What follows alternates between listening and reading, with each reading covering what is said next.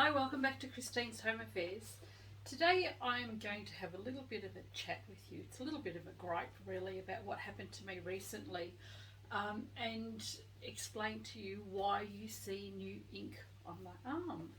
So recently, it was back in the end of October last year, Chris and I were away at his parents' place, and we'd gone to bed, and I woke up, I don't know, about 1 o'clock in the morning with chills and shakes and things like that. So the ambulance was called, they came, and I got to a hospital, the Wimmera Base Hospital over in Horsham, about 2 o'clock in the morning.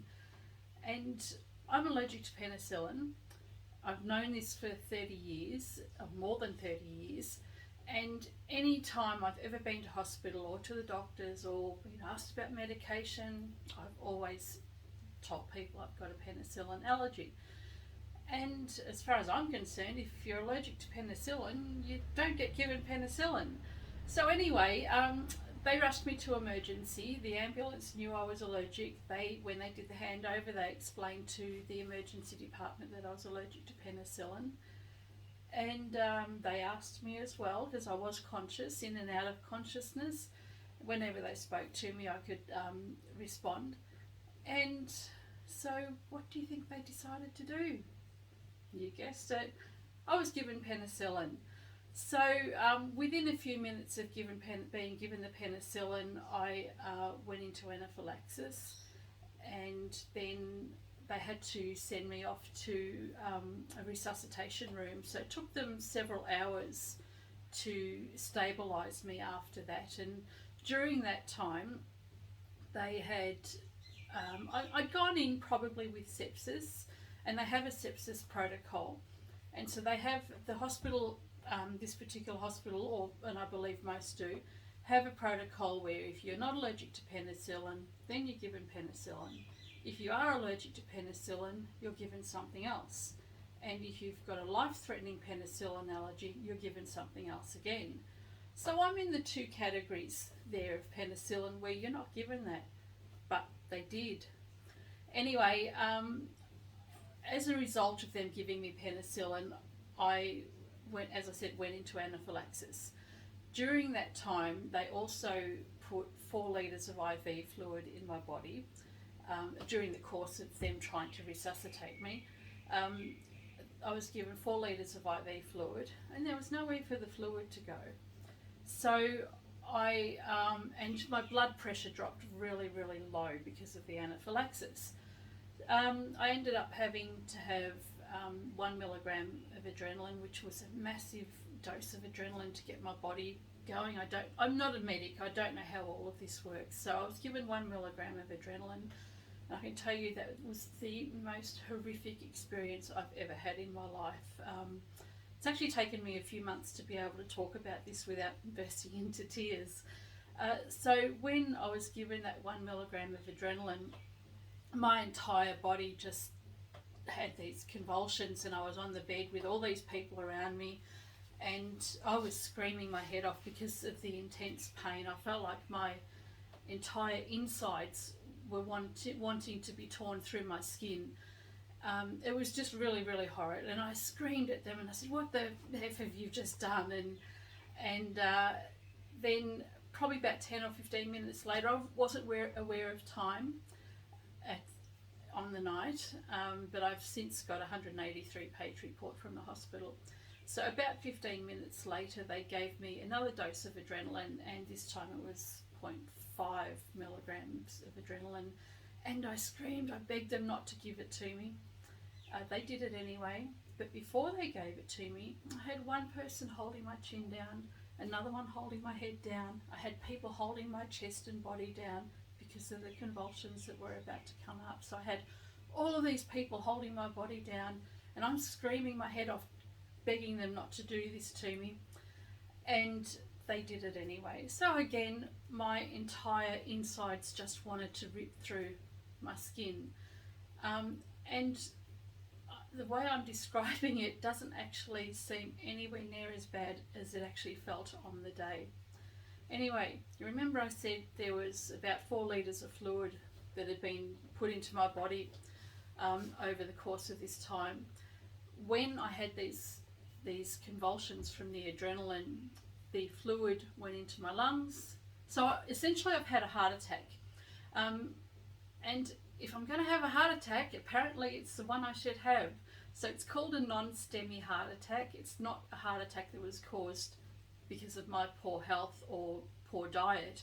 It was caused because of what happened to me after, I got the anaphylaxis and the adrenaline and that sort of thing. So I had a heart attack. The adrenaline caused my body to crash about all over the place, and the fluid had nowhere to go, so a lot of it ended up in my lungs, which caused pneumonia. So I not only went into hospital with sepsis, and we still don't know what caused the problem, but they do have a sepsis protocol.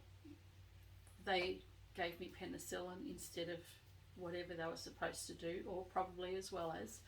But the penicillin is what caused everything else to happen. The anaphylaxis, the eventual heart attack, the pneumonia. And eventually a catheter was put in, and so they were able to drain out all this excess liquid that had been put into my body. I reckon I must have looked like a massive puffer fish by the time they, put the catheter in, and all that fluid that was in my body. So, when I went into anaphylaxis, I could feel like I was choking. Luckily, they did something about this pretty much straight away and sent me to the resus room.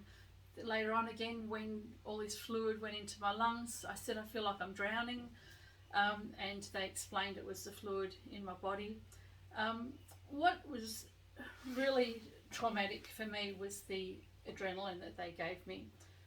And also, I had a nurse come running in saying, next of kin, we need next of kin details.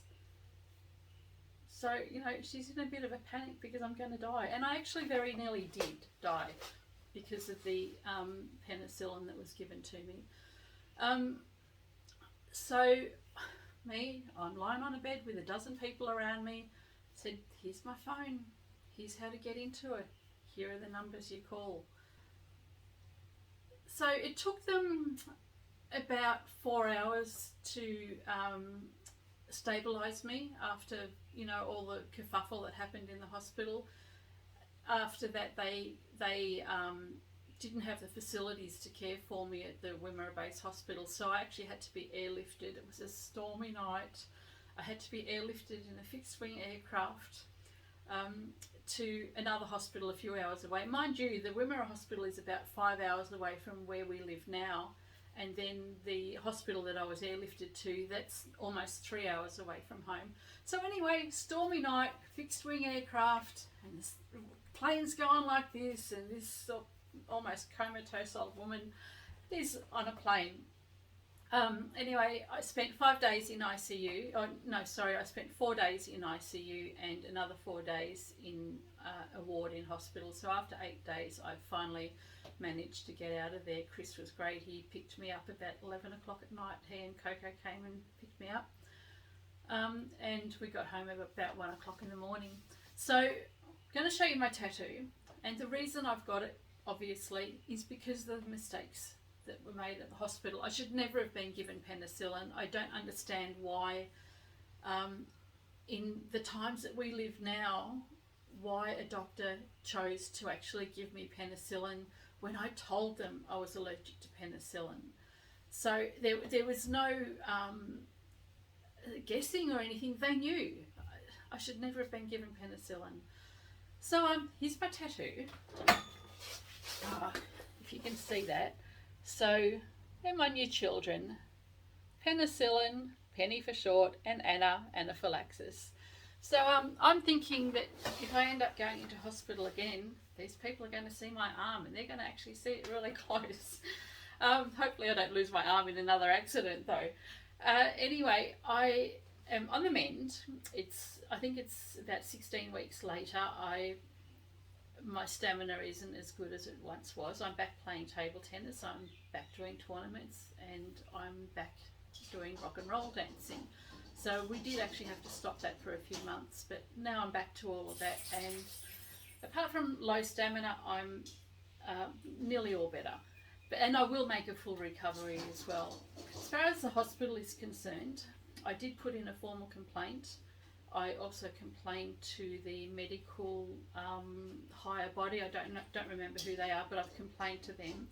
But I did have to give the original hospital 90 days to get back to me. The chief health officer did phone me the week after I got out of hospital, and I told him what I'd gone through, and he said that they'd look into it, and I said I wanted a response.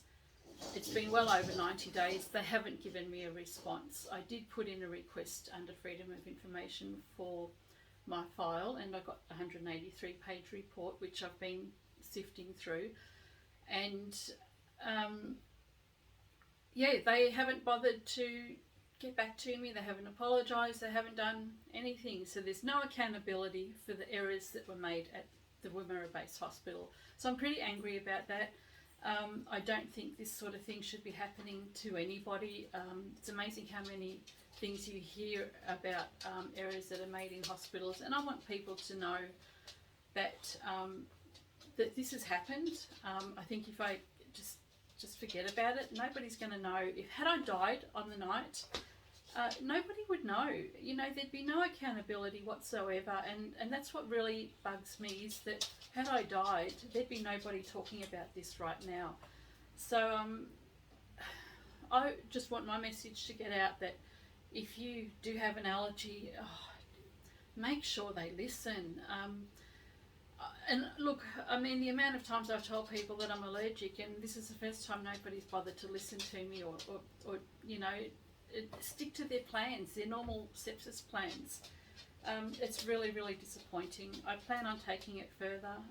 I don't know how that'll go, but I'm finally ready to talk about this and tell people what my experience was. So, now I have a permanent reminder as to what happened to me. It's something I'd rather not think about all the time, but I need the peace of mind so that I know, or I can feel like this isn't going to happen to me again.